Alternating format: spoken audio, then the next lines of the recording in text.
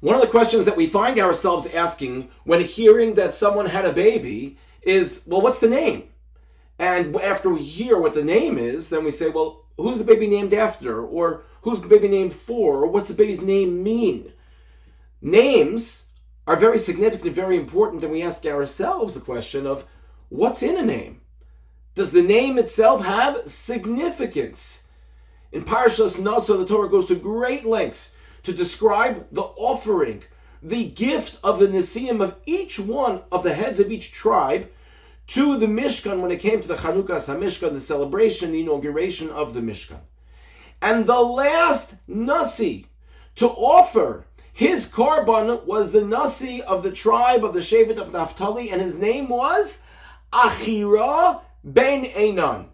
What's perplexing is that nowhere else do we find that the Shevet Naphtali was the last, that they were the last to do something. Shevet Naphtali was never the last. In fact, when the Jewish people were traveling in the Midbar, the last Shevet was Shevet Dan, not Naphtali. So why was it that the Nasi of Shevet Naphtali was the last one to offer a korban when it came to the celebration, to the inauguration of the Mishkan? So Rav Chanoch Alexander Zechet Tzadik Livracha explains that what really transpired, the action and the reason why Achira ben Einan gave his korban last was really linked to Achira's father, Einan. See, the word Einan contains within it the word ayin, eye, meaning that Achira was a descendant of his father who was Einan, a Tov Ayin. He is a person who had a good eye.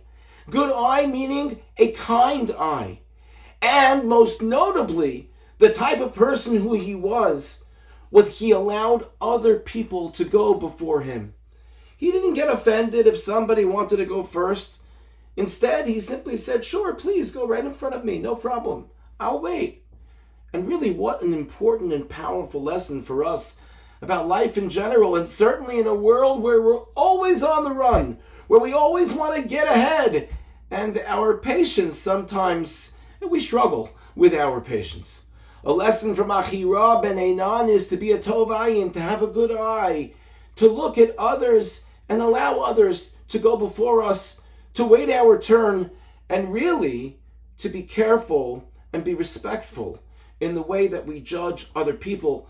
Be kind to others, especially when it comes to how we see them and how we try to understand their behavior that sometimes may be just a little bit pushy and even push us out of our place. May we all be zocha, may we merit to learn from the lesson of Achira ben Einan and have a Tov Ayin, have a good eye when it comes to all matters. Thank you for listening and have a good Shabbos.